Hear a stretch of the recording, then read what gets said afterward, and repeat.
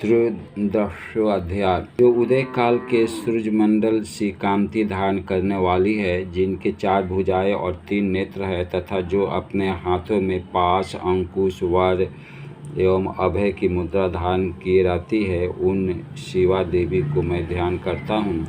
ऋषि कहते हैं, राजन, इस प्रकार मैंने तुमसे देवी के उत्तम महात्म का वर्णन किया।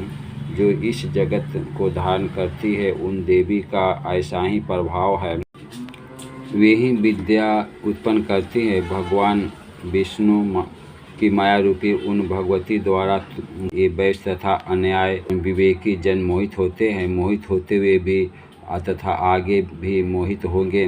महाराज, तुम उन्हीं परमेश्वरी के शरण में जाओ। आराधना करने पर वे ही मनुष्यों को भोग, स्वर्ग और तथा मोक्ष प्रदान करती है। मार्कंडेय जी कहते हैं, कौष्टुकी जी, मेघा मुनि ये वचन सुनकर राजा सूरत ने उत्तम व्रत का पालन करने वाले उन महाभाग महर्षि को प्रणाम किया। वे अत्यंत ममता और राज्यापहरण से बहुत क्षीण हो चुके थे। महामुनि इसलिए विरक्त होकर वे राजा तथा वैश्य तत्काल तपस्या को चले गए और वे जगदम्बा के दर्शन के लिए नदी के तट पर रहकर तपस्या करने लगे। वे वैश्य उत्तम देवसूक्त का जप करते हुए तपस्या में प्रवृत्त हुए। वे दोनों नदी के तट पर देवी की मिट्टी की मूर्ति बनाकर पुष्प, धूप और हवन आदि द्वारा उनकी आराधना करने लगे। उन्होंने पहले तो आहार को धीरे धीरे कम किया, फिर बिल्कुल निराहार रहकर देवी में ही मन लगाए एकाग्रता पूर्वक उनका चिंतन आरंभ किया। ये दोनों अपने शरीर के रक्त से प्रेक्षित बलि देते हुए लगातार इन वर्षों तक समय पूर्वक आराधना करते रहे।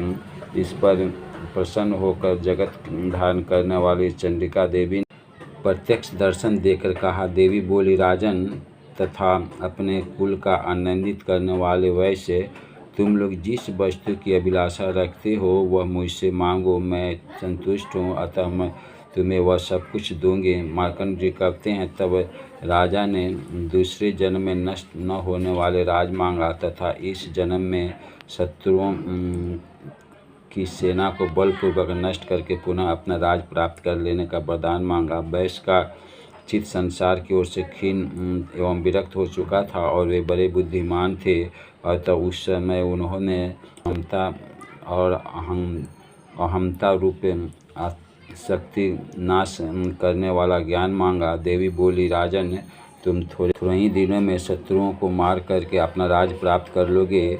अब वहाँ तुम्हारा राज स्थिर रहेगा। फिर मृत्यु के पश्चात तुम भगवान विवस्वान सूरज के अन्न से जन्म लेकर इस पृथ्वी पर सावर्णिक मनु के नाम से विख्यात होवोगे। वैश्वर्य, तुमने भी जिस वर को मुझसे प्राप्त करने की इच्छा की है उसे देती हूँ। तुम्हें मोक्ष के लिए ज्ञान प्राप्त होगा। मार्कंडेय जी कहते हैं, इस प्रकार उन दोनों को मनोवांछित वरदान देकर उनके द्वारा भक्तिपूर्वक अपने स्तुति सुनकर देवी अंबिका तत्काल अंतर्ध्यान हो गई। इस तरह देवी वरदान पाकर क्षत्रियों में श्रेष्ठ सूर्य से जन्म ले सावर्णिक नामक मनु होंगे। इस प्रकार श्री मार्कंडेय पुराण में सावर्णिक मंत्र कथा के अंतर्गत देवी महात्म्य में सूरत और वैश्य को वरदान नामक 13वां अध्याय पूरा हुआ।